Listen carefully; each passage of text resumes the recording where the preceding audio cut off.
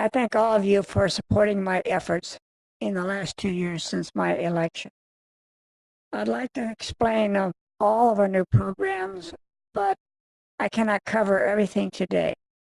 I want you to join me at this time for the next few days in order for me to answer all of your questions. John, you have something to say? Madam President, I know that you have gone over this many times in the last 2 years. However, I think your story on how you turned the economy around so quickly should be told and again retold. All right. For those of you who were asleep the first couple of weeks in January of 2013, here goes. 4 days after my inauguration, I nationalized the Federal Reserve Bank without any prior announcement. After all the Fed workers arrived, they were arrested on suspicion of conspiring to overthrow the United States through its economy.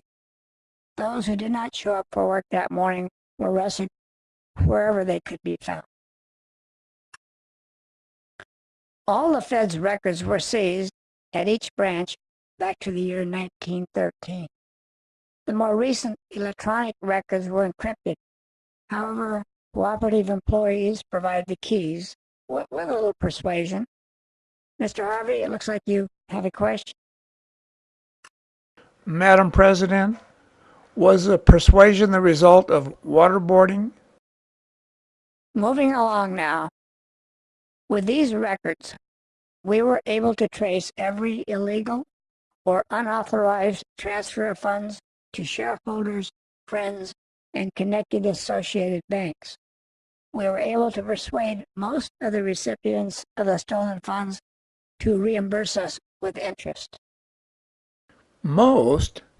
What happened to the holdout? Have you ever heard of SEAL Team 6? One visit from them, and the reluctant thieves tripped over themselves carrying money bags out to our vans. The bottom line is that we recovered enough money to pay off the national debt. By the end of week 2, half of the federal employees in Washington were let go, as was a third of the staffs from around the nation. Has anyone noticed a difference in service? Even the post office is now making money. We placed another nail in the coffin of the financial predators, the wolf pack, an expression coined by the Swedish finance minister. All credit default swaps are now banned in the United States. Every last one of them that affects an American interest is now null and void. Buying and selling CDSs, even the possession of one on American soil, is a felony, so if you've got them, burn them. Another thing that jump-started the economy was the rolling back of all federal laws and regulations to the year 1985.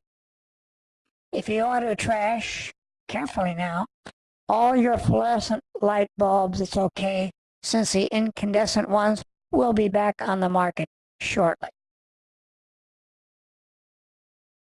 Please come back tomorrow at this time and I will continue with this update.